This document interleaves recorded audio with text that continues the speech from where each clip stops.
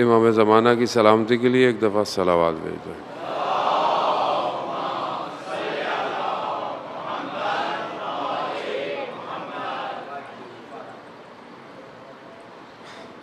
لا حول ولا قوة إلا بالله العلي العظيم حسبنا الله ونعم الوكيل نعم المولى ونعم النصير أعوذ بالله من الشيطان الرجيم بسم الله الرحمن الرحيم الحمد لله الذي يؤمن الخائفين وينجي الصالحين ويضع المستكبرين ويهلك ملوكا ويستخلف آخرين والصلاة والسلام على رسول ثقلين محبوب رب المشرقين والمغربين جد الحسن والحسين نبينا سيدنا بالقاسم محمد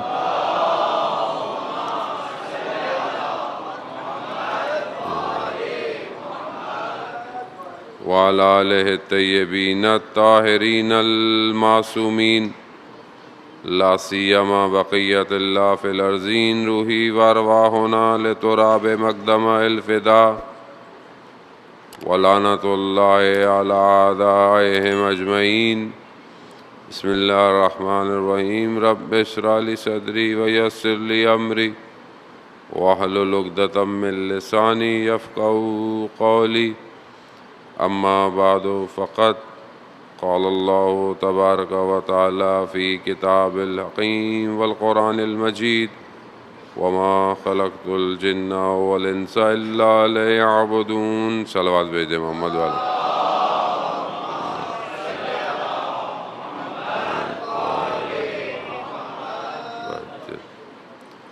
عزاداران محترم ماہ ذی الحج کی آخری رات ہے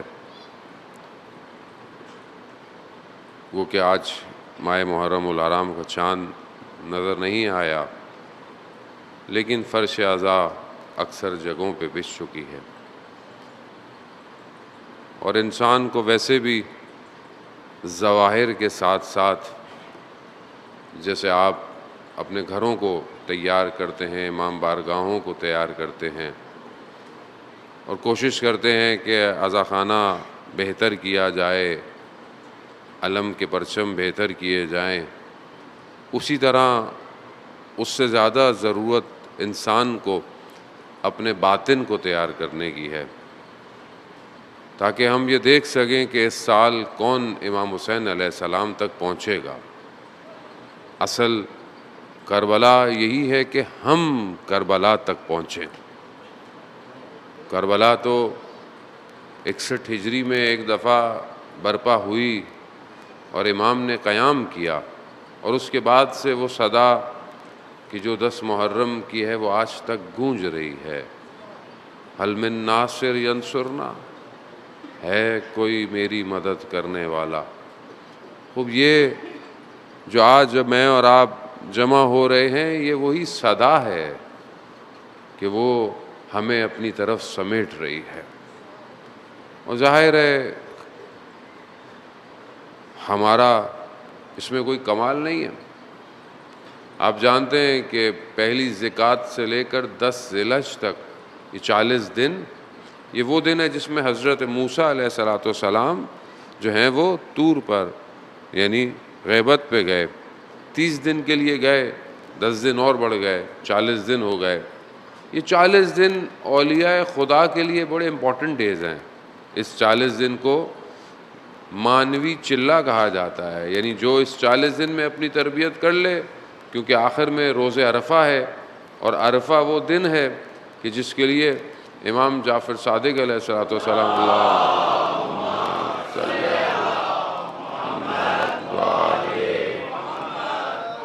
امام فرماتے ہیں کہ جو ماہ محرم میں اپنی بخشش نہ کروا سکے یا جس کی مغفرت نہ ہو وہ روز عرفہ کا انتظار کرے۔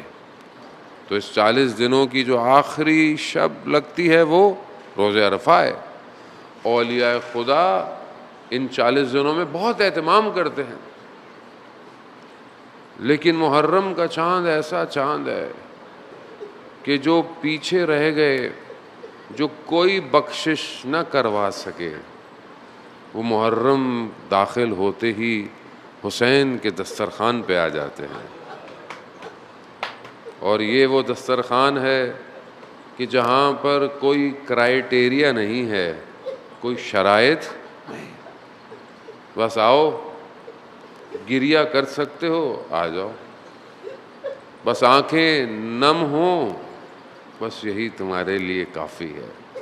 اس میں ہمارا کوئی کمال نہیں ہے زان محترم۔ ایک استاد فرما رہے ہیں کہ اگر روز قیامت میں دکھایا جائے، روز قیامت میں دکھایا جائے کہ امام حسین علیہ السلام پورے اس سفر میں صرف ایک شخص کو بچانے آئے تھے، یعنی پورے اس سفر میں جو انہوں نے سفر کیا، مدینہ سے مکہ، مکہ سے کربلا پہنچے اور یہ ساری قربانی جو دی، وہ فرماتے ہیں کہ اگر روز قیامت میں یہ دکھایا جائے کہ امام حسین صرف ایک شخص کو بچانے اس طرف آئے تھے، یعنی صرف حر کو بچانے آئے تھے، تو کہا میں روز قیامت میں تعجب نہیں کروں گا، حسین بڑا کریم ہے۔ عزیزان محترم، امام حسین علیہ السلام ہمیں بچانا چاہتے ہیں، اور اس بچانے کے لیے دسترخوان ہر سال کھلتا ہے، اور امام حسین اتنے کریم ہیں کہ اپنا سب کچھ قربان کر دیتے ہیں کہ یہ میرا ماننے والا بچ جائے۔ بس یہی چند دن عزاداران محترم، خدا ہمیں توفیق دے کہ ہم اول ابتدا میں خدا کی بارگاہ سے توفیق طلب کریں۔ عزاداری کرنا توفیق ہے، ماتم کرنا توفیق ہے، گریہ کرنا توفیق ہے، یہ سب توفیقات ہیں۔ یہ ہمیں شاید اس دنیا میں اندازہ نہیں ہو کہ ہم کیا کر رہے ہیں۔ یہ جو لوگ خدمت کرتے ہیں، والنٹیئر ہیں، ہر آدمی جو اپنی بساط میں کوشش کرتا ہے، کوئی پانی پلاتا ہے، کوئی دریا بچھاتا ہے، ہر کام جو کر رہا ہے، دنیا اس کا اجر نہیں دے سکتی، اس کا اجر حسین کی والدہ دیں گی۔ اور اسی لیے دلوں کو آمادہ کریں، بغیر آمادگی کے ساتھ مجلس میں نہ آئیں، باوضو آئیں، وضو کے ساتھ آئیں۔ اور ظاہر ہے کہ جو حسین کے کاروان میں شامل ہو وہ اپنی نمازوں کو قضا نہیں کرتے، نمازیں پڑھ کر آئے۔ عزیزان، امام حسین تو وہ ہیں کہ جنہوں نے روز عاشور بھی نماز ترک نہیں کی، جنگ کی حالت میں بھی نماز اول وقت پڑھی ہے۔ عزاداران محترم، خوب یہ ساری چیزیں بہرحال مقدمات ہیں۔ آج میں چاہ رہا ہوں کہ تھوڑا سا مقدمہ آپ کی خدمت میں، خدا ہمیں توفیق دے، زندہ رہیں، سلامت رہیں۔ یہ چند دن جو خدا نے توفیق دی ہے آپ کی خدمت میں، بشرط زندگی کہ اس مقصد کو واضح کیا جائے کہ جس کے لیے حسین ابن علی کربلا آئے تھے۔ عزیزان محترم، پروردگار نے کائنات کو خلق کیا۔ ہمارا موضوع اس سال کوشش یہی ہے کہ اگر خدا خود چاہے گا تو ہم بیان کر سکتے ہیں، خود نہ چاہے تو انسان کے لب ہل نہیں سکتے۔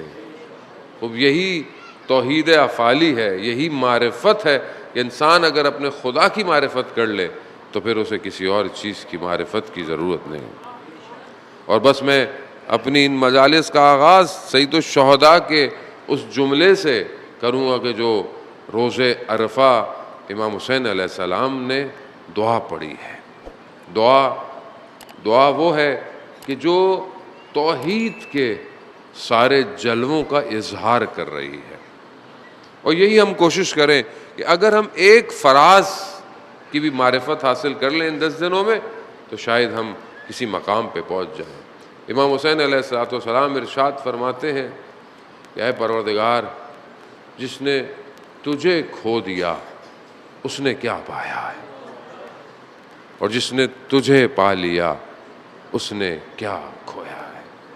خوب اصل تلاش یا اصل جستجو خدا کو پانے کی ہے۔ یہ سب کس لیے ہے؟ یہ سید الشہداء کا کربلا میں آنا کس لیے؟ مگر لوگ سامنے مسلمان نہیں تھے، مگر لوگ سامنے نمازیں نہیں پڑھ رہے تھے، مگر لوگ سامنے سجدے نہیں کر رہے تھے، نہیں، مسئلہ وہ نہیں تھا۔ مسئلہ یہ تھا کہ خدا کی شناخت بھول بیٹھے تھے۔ جو خدا کو پہچانتا ہو وہ کیسے حسین کو بھول سکتا ہے؟ بھول نہیں سکتا۔ جو خدا کو پہچانتا ہو وہ رسول کی احادیث کو کیسے بھول سکتا ہے؟ اس کا مطلب کیا تھا؟ مطلب یہ تھا کہ ظاہر تھا، حقیقتاً غفلت کے اندر تھے۔ اور ہمیں بھی یہی دیکھنا ہے کہ خدا نہ خواستہ ہم بھی غفلت کے اندر تو نہیں ہے کہیں، ہم بھی اپنے ظاہر کی طرف متوجہ ہیں، مجلس ہونی چاہیے، اچھی ہونی چاہیے، بڑی ہونی چاہیے، یہ ہونی چاہیے، فلانا ہونی چاہیے، بہت اچھی بات ہے، لیکن کہیں اصل مقصد جو مجلس کا ہے اسے تو ہم نہیں بھول رہے۔ کیا مجلس کے بعد میرے وجود میں تبدیلی آ رہی ہے کہ نہیں آ رہی ہے؟ کیا مجلس میرے اثرات میرے گھر پر چھوڑ رہی ہے کہ نہیں چھوڑ رہی ہے؟ کیا میری مائیں، بہن، بیٹیاں، کیا مجالس کے بعد ان کے پردے بہتر ہو رہے ہیں یا خراب ہو رہے ہیں؟ خود توحید یہی ہے، معرفت یہی ہے، ورنہ تو بس ہم پھر اپنے آپ کو بس لا رہے ہیں اور جا رہے ہیں۔ خب یہاں پروردگار نے 1,24,000 انبیاء کو بھیجا کس لیے؟ مقصد کیا تھا؟ خدا کیا چاہتا ہے؟ خدا محتاج نہیں ہے کسی کا کہ کوئی جو ہے وہ اس کی شناخت کروائے، نہیں ہے، اصل لیسا کا مثل ہی ہے، اسے کسی کی ضرورت نہیں ہے۔ خدا خود کہہ رہا انتم الفقراء الی اللہ، تم سب محتاج ہو، وہ غنی ہے، وہ حمید ہے، عزیزان محترم۔ مگر پھر خدا نے کیوں ایسا نظام بنایا؟ خدا خدا ہے، خدا جہاں اتنی صفات رکھتا ہے وہیں پر خدا حکیم بھی ہے، حکمت رکھتا ہے۔ اس نے نظام ایسا بنایا کہ ان کو بھیجوں اور یہ جائیں مخلوقات کے درمیان اور مخلوق کو میری طرف متوجہ کریں۔ اب یہ مخلوق متوجہ کتنی ہوئی، کتنی ہوتی رہی، بہرحال یہی چند دن ہم اسی سحر کو عزیزان محترم طے کریں گے۔ لیکن یہاں بہرحال ضروری ہے کہ انسان جو بھی کام کرے وہ اخلاص اور خلوص کے ساتھ کرے۔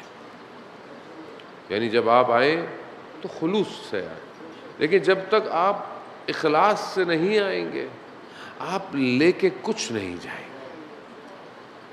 بیٹھا ہوا آدمی، میں تو بہت چھوٹا سا طالب علم ہوں، نہ مجھے اتنا کچھ آتا ہے، میں تو ترجمہ کرتا ہوں آپ کی خدمت میں، جو بڑے بڑے علماء مجلسیں پڑھتے ہیں میں ان کی ترجمہ کرتا ہوں، بس میری یہ اللہ نے صلاحیت دی ہے، میرا ترجمہ اچھا ہے، بس باقی مجھے کچھ بھی نہیں آتا۔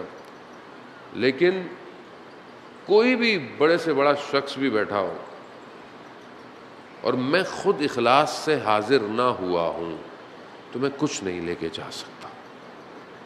ایک شہید کا واقعہ ہے، وہ کہتا ہے جب میں 5ویں کلاس میں تھا تو اسکول میں میری دوپہر کی شفٹ تھی، اس دن میں گھر کے کاموں میں پھنس گیا، مصروف ہو گیا، تو میں ظہر کی نماز پڑھ نہیں پایا۔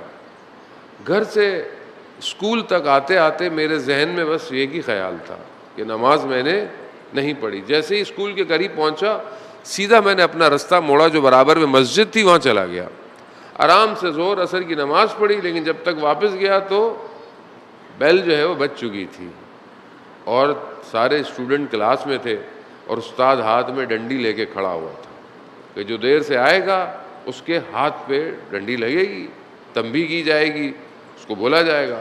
تو جیسے ہی میں گیا تو استاد نے مجھے بولا کہ کہاں تھے؟ کہا میں خاموش رہا،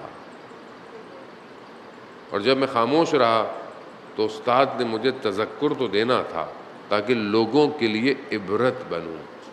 میرے ہاتھ پر چھڑی پڑتی رہی لیکن میرے ہاتھ میں درد نہیں مجھے محسوس، بلکہ مجھے لذت محسوس ہو رہی تھی۔ کیوں؟ کیونکہ میں نے یہ نماز دکھانے کے لیے نہیں، میں نے یہ خدا کے لیے پڑھی تھی. میں بول سکتا تھا کہ بھئی میں نماز پڑھنے گیا تھا. نماز تمہارا اپنا فعل ہے عزیزان محترم، خوب خلوص. اور جب انسان اللہ کی راہ میں قدم اٹھاتا ہے تو درد تو ہوتا ہے، تکلیف بھی ہوتی ہے، لیکن یہ تکلیف لذتوں میں بدل جاتی ہے. خوب ہم دیکھیں کہ بہرحال ہم نے زندگی میں کتنی تکلیفیں اٹھائی، خدا کی راہ کے لیے کتنی تکلیفیں اٹھائی ہیں زندگی. آپ آتے ہیں، دور سے آتے ہیں، بہرحال ہر آدمی مشکلات سختیاں جھیل کے آتا ہے، لیکن اصل یہ ہے کہ جیسے آئے تھے ویسے واپس نہ جائیے. یہ سید الشہداء علیہ الصلوۃ والسلام کی یونیورسٹی ہے کہ جو کھل چکی ہے. یہاں چاند کا آنا جانا بہرحال یہ تو ایک فزیکل فعل ہے، بہرحال وہ تو ہونا ہے، چاند ہوگا ساری، لیکن یہاں دلوں کو آمادہ کرنے کے لیے چاند کے آنے کی ضرورت نہیں ہے. یہ روشنی حسین کے عشق کی کافی ہے کہ رات کی تاریکیوں میں ہمیں خود روشن کر سکتی ہے. آیت اللہ عظمیٰ بہجت رضوان اللہ تعالیٰ علیہ فرماتے تھے کہ جو ہر حرم میں داخل ہونے کے لیے اذن دخول چاہیے، آپ کو پڑھنا ہے کہ میں کس طرح حرم میں داخل ہوں. ہر حرم میں خدا ہم سب کو ائمہ علیہ الصلوۃ والسلام کے مراقد کی زیارت نصیب فرمائے. ہم سب کو اربعین میں کربلا کی زیارت نصیب فرمائے. آیت اللہ عظمیٰ بہجت فرماتے ہیں کہ ہر حرم میں جانے کا اذن دخول ہے، یعنی آپ کو اجازت لینی پڑتی ہے، لیکن فرماتے ہیں کہ سید الشہداء علیہ الصلوۃ والسلام کے حرم میں داخل ہونے کی جو اجازت ہے وہ آنکھوں میں آنسو کا آنا ہے. اگر آنکھ میں آنسو آ گیا تو سمجھ لیں امام حسین نے آپ کو اجازت دے دی ہے. اور یہ بہرحال میں آج بہت کچھ آپ کی خدمت میں عرض نہیں کر پاؤں گا، میں بہت معذرت خواہ ہوں. میں خود چاہتا ہوں کہ میں کربلا میں داخل ہو جاؤں آج رات، کیونکہ جب تک میں داخل نہیں ہوا میں آپ کو نہیں لے کے جا پاؤں گا. عزیزان محترم، خود سید الشہداء تک پہنچنا ضروری ہے. روایتی چیزیں ہونا اچھی بات ہے، لیکن باطن سے اور انسان کے تفکر سے کہ وہ حسین تک پہنچ رہا ہے ضروری ہے. یہ کوئی اور نہیں پہنچائے گا، یہ آپ کو خود پہنچنا ہے. یعنی اس کے لیے آپ کو اپنی تنہائی میں بھی امام حسین کو یاد کرنا پڑے گا. ایسا نہیں کہ آپ مجلس میں آئیں تو مثلا آپ امام حسین کو یاد کریں اور گھر چلے جائیں اور پورے جو ہے وہ 24 گھنٹوں میں سے 23 گھنٹے جو ہیں وہ آپ اپنی دنیا میں مست رہیں. نہیں، ایسے نہیں پہنچ سکتے پھر آپ. نہیں، یعنی پھر اس ایام میں پھر کبھی علی اکبر پر گریا کریں، کبھی علی اصغر پہ گریا کریں، کبھی اپنے بچے کو دیکھیں، چھوٹے سے بچے، اللہ بے اولادوں کو اولاد نصیب فرمائے. جانے محترم، خوب کبھی 6 ماہ کا بچہ ہو اس کو دیکھ کے گریا کریں کہ 6 مہینے کے بچے میں آخر ایسا کیا تھا. اور یہ کیسے ہو سکتا ہے کہ کوئی 6 مہینے کا بچہ بھی خدا کی راہ میں دے سکتا ہے. ماؤں بہنوں کے پردوں کو دیکھیں تو علی کی بیٹیوں کے پردوں پہ گریا کریں. لیکن آج ہمارے ماؤں بہنوں کی چادریں محفوظ ہیں، مگر وہ کوفہ اور شام. خوب اس درد کو محسوس کریں عزیزان محترم. یہاں درد 28 رجب سے شروع ہو چکا ہے، بلکہ 28 رجب میں کیا عزیزان محترم، ام سلمہ سے روایت کہ جب سید الشہداء حسین ابن علی علیہ الصلوۃ والسلام جب کربلا چھوڑ رہے ہیں نا تو اپنی نانی کی خدمت میں عرض اور کہا کہ میں جا رہا ہوں، بس یہاں جانا تھا. تو پوچھا کہاں جا رہے ہو؟ کہا میں عراق جا رہا ہوں. تو انہوں نے کہا کہ میں نے رسول خدا سے سنا ہے کہ آپ عراق مت جائیے، عراق میں آپ کو مار دیا جائے گا۔ وہ روایت آپ نے سنی ہے کہ رسول خدا اپنے حجرے میں تھے، آرام فرما رہے تھے، اور رسول خدا نے کہا کہ کوئی مجھے کمرے میں نہ آئے۔ ایسے میں امام حسین چھوٹے سے ہیں، آ گئے تو پوچھا نانی جان سے کہ کہاں ہے نانا؟ کہا وہ آرام کر رہے ہیں، جانے لگے، کہا انہوں نے منع کیا ہے کوئی ان کے کمرے میں نہ جائے۔ اچھا ہمیں بھی منع کیا ہے؟ کہا سب کو منع کیا ہے۔ یہ کہا امام حسین مڑ گئے، جانے لگے تو کمرے سے آواز آئی، ام سلمہ ہم نے سب کو منع کیا تھا، حسین کو منع نہیں کیا۔ اللہ اکبر۔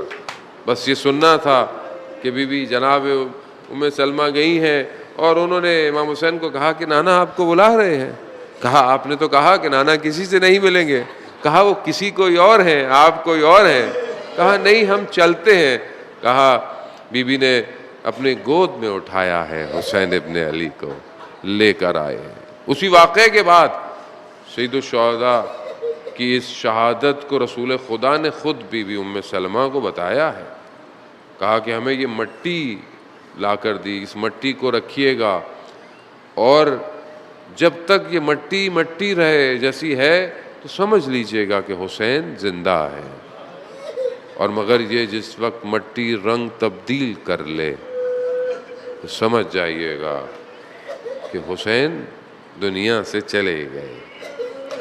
بس ابھی جب امام حسین جانے لگے ہیں تو جب یہی باتیں آپس میں ہوئیں تو پھر انہوں نے کہتے ہیں کہ اپنی 2 انگلیوں میں اپنی نانی کو دکھایا کہ دیکھیے، تو وہ دیکھتی ہیں، کہا یہ تو بہت ہولناک منظر ہے۔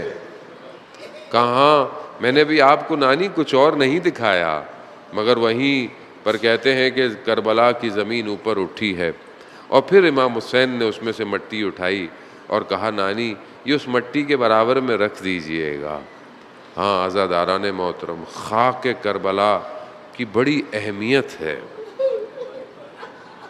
بس کیونکہ آج پہلی شب ہے، جو حکم کی تعمیل ہے، جو وقت دیا گیا ہے، میں اسی کے رہتے ہوئے آپ سے گفتگو کر رہا ہوں۔ عزیزان محترم، خاک شفا ایسے خاک شفا نہیں بنی ہے۔ آپ جانتے ہیں نا کہ چند قطرے خدا کو بڑے پسند ہیں۔ ایک وہ قطرہ جو غصے میں پی لیا جائے۔ غصہ آتا ہے نا انسان کو غصہ آتا ہے، انسان پی لے۔ خدا کہتا ہے وہ جرعہ، وہ جو غصے میں پی لیا جائے، وہ خدا کو بہت پسند ہے۔ دوسرا وہ قطرہ کہ جو رات کی تنہائی میں خوف خدا سے آنکھوں سے نکلے، خدا کو بڑا پسند ہے۔ تیسرا شہید کے خون کا قطرہ جو روئے زمین پر گرتا ہے، یہ خدا کو بہت پسند ہے۔ عزاداران محترم، شہداء سارے اعلیٰ مقام، لیکن سارے شہیدوں کا سردار حسین ابن علی ہے، اور امام حسین کے خون کا قطرہ جس زمین پر گرا ہو، وہ زمین کیوں نہ خاک شفا بن جائے۔ کیسے امام حسین کو، کس طرح امام حسین کی تربیت کی گئی ہے، وہ ماں جانتی ہے جس نے چکیاں پیس کر حسین کو پالا ہے۔ ہاں عزاداران محترم، میں کوشش تو کی تھی کہ میں مطالب کچھ آپ کی خدمت میں بیان کروں، لیکن بہرحال میں خود مجبور ہوں۔ عزاداران محترم، اس درد کو محسوس کیجئے کہ چاند محرم کے ہوتے ہی ایک ماں مدینہ چھوڑ دیتی ہے، گاؤں گاؤں، گلی گلی، شہر شہر، اپنے بیٹے کے عزادار کے آنسوؤں کو جمع کرتی ہے۔ یہ آنسو بہت قیمتی ہیں، روایات آپ سنتے رہتے ہیں، انشاءاللہ خدا ہمیں توفیق دے ہم آگے بیان کریں گے، لیکن یہ آنسو خوش قسمت ہے جن کی آنکھوں میں آتا ہے، کیونکہ کوئی کسی کے لیے رو نہیں سکتا جب تک اپنے وجود سے اس سے محبت نہ کرتا ہو۔ محبت نہیں ہے، آنکھوں میں آنسو کیسے آئے گا؟ اور امام حسین تو وہ کریم ہے کہ روایات کہتی ہیں اگر تمہیں رونا نہ آئے رونے کی شکل بنا لو، وہ بھی قبول ہے۔ ایک عالم دین کے بارے میں بتایا جاتا ہے کہ شہید ہو گئے، آیت اللہ باؤدینی رضوان اللہ تعالیٰ علیہ کے جن کا مرقد مبارک کم المقدسہ میں بی بی کے حرم کے اندر ہے، بہت بڑے عارف اپنے زمانے کے، کہتے ہیں جیسے ہی ان کی تصویر ان کے قریب آئی رونا شروع ہو گئے، گریہ شروع کر دیا۔ کہا کیوں آپ گریہ کر رہے ہیں؟ کہا مجھ سے، کیونکہ وہ بہت ان کا مقام بہت بلند تھا آیت اللہ باؤدینی کا، تو کہا مجھ سے وقت کے امام نے ایک فوجی مانگا تھا تو میں نے ان کو معرفی کیا، ان کو بھیجا۔ خوب یہ مقام، تو کہا یہ مقام کیسے؟ کہا یہ مقام گریہ کی وجہ سے ہے۔ کہا جیسے ہی امام حسین کا نام آتا تھا ان کے آنکھوں میں آنسو آ جاتے تھے۔ خوب عزاداران محترم، خوب نام میں کیا ہے ایسا؟ حسین کے نام میں ایسا کیا ہے کہ پوری دنیا ایک نام سنتی ہے اور رونا شروع کر دیتی ہے؟ حسین نے کائنات کو سمیٹا ہوا ہے، حسین مدینہ سے چل رہے ہیں، مدینہ سے اپنے پورے کنبے کو سمیٹا ہے۔ مصائب آپ سنتے رہتے ہیں، بس یہ چند جملے میں آپ سے التماس سے دعا کہوں گا عزاداران محترم، کیونکہ کارواں ابھی راستے میں ہے۔ میں مقدماتاً کہہ رہا ہوں کہ جب سب نے جانا شروع کیا، سب کو شروع کیا، تو بہن نے پوچھا بھیا کہاں کی تیاری ہے؟ کہا بہن مدینہ چھوڑ رہا ہوں۔ بہن نے کہا کہ ہمیں بھی آپ کے ساتھ جانا ہے۔ کہا کہ آپ اپنے شوہر سے اجازت لیں، گو کہ امام ہے لیکن شریعت کا پاسدار ہے۔ اپنے شوہر کی خدمت میں گئے، وہ مریض تھے، سو رہے ہیں، دیکھا کہ بی بی زینب کی آنکھوں میں سے آنسو ٹپک رہے ہیں۔ عبداللہ جعفر کی آنکھ کھلی، کہا زینب کیا ہوا؟ کہا بھائی مدینہ چھوڑ رہے ہیں۔ تو کہا پھر؟ کہا آپ جانتے ہیں ہم اپنے بھائی کے بغیر نہیں رہ سکتے۔ کہا ہم جانتے ہیں، ہمارے نکاح میں شرط یہی تھی کہ آپ کو حسین کے ساتھ جانا ہے، آپ جائیے۔ جب جانے کا کہا میرے یہ 2 بچے بھی لے جائیے۔ کربلا ہے نا، کربلا یہ ابتدا ہے، سفر عشق ابھی ابتدا میں ہے، یہ لے جائیے، جب ضرورت پڑے حسین پر قربان کر دیجیے گا۔ اب آئیے ہم بھی تو شروع کریں سفر عشق کو۔ ہمارے پاس سب سے قیمتی کیا ہے؟ ہمارے پاس محبتیں، ہمارا اپنا وجود، ہماری اپنی اولاد، کیا اسے تیار کر رہے ہیں حسین ابن علی کے لیے؟ بس عزاداران محترم، یہ کارواں تیار ہوا۔ یہ کس طرح تیار ہوا؟ بہرحال میں رک جاتا ہوں، بس جملے اور آپ سے التماس سے دعا۔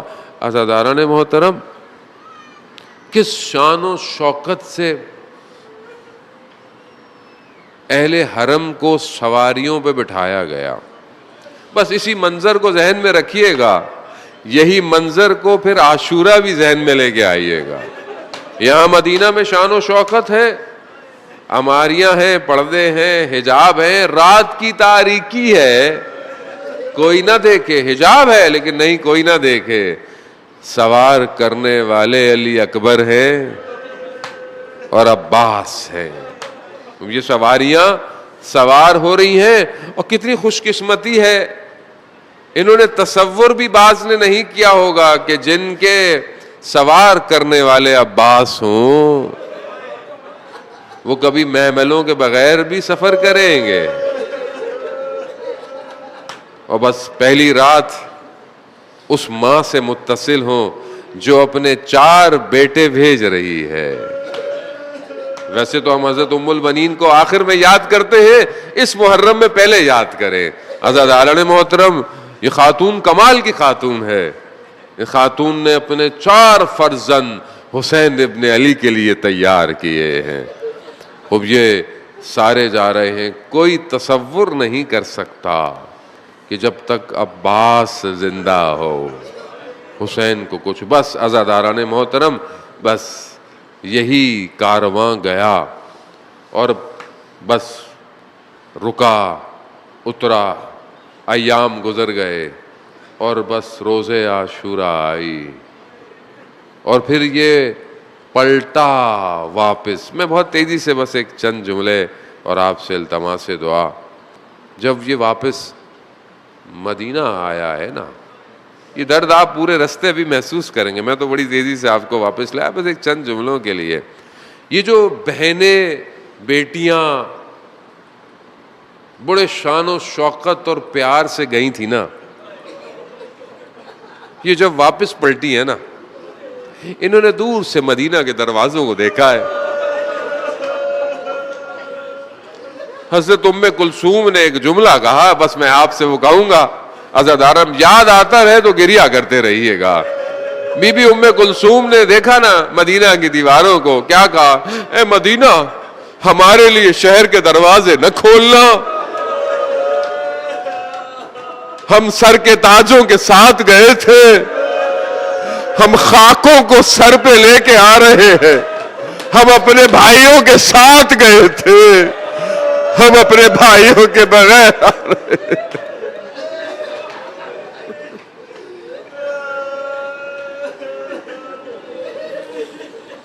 الا لعنۃ اللہ علی القوم الظالمین وسیعلم الذین ظلموا ای منقلب ینقلبون۔ پروردگار تو رحمان ہے، تو رحیم ہے، تو کریم ہے، تو حکیم ہے، تو علیم ہے۔ پروردگار تجھے واسطہ اپنی تیری ساری صفات کا،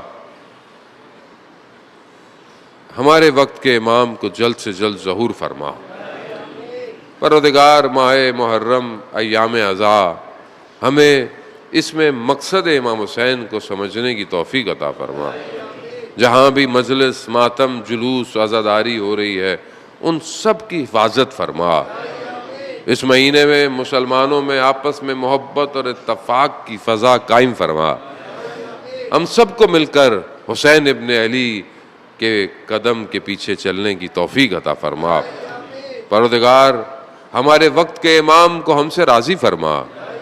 پروردگار ہمیں اس ماہ محرم میں ہر تفرقے سے، ہر فتنے سے، ہر سازش سے ہمیں حفاظت فرما۔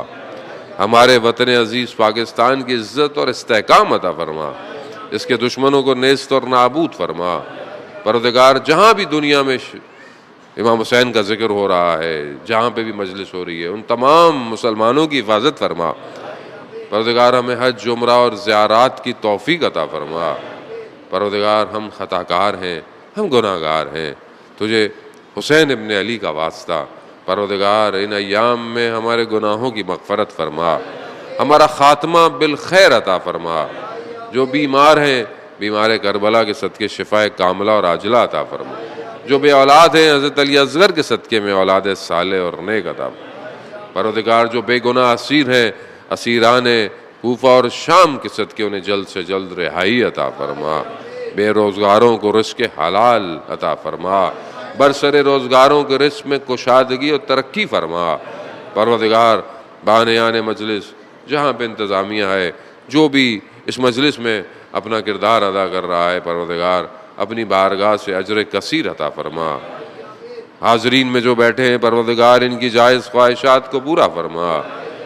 پروردگار ہمارے مرحومین جو دنیا سے چلے گئے ہیں، ان کی قبروں کو اپنے خاص نور سے منور فرما۔ قیامت میں انہیں اہل بیت کی شفاعت نصیب فرما۔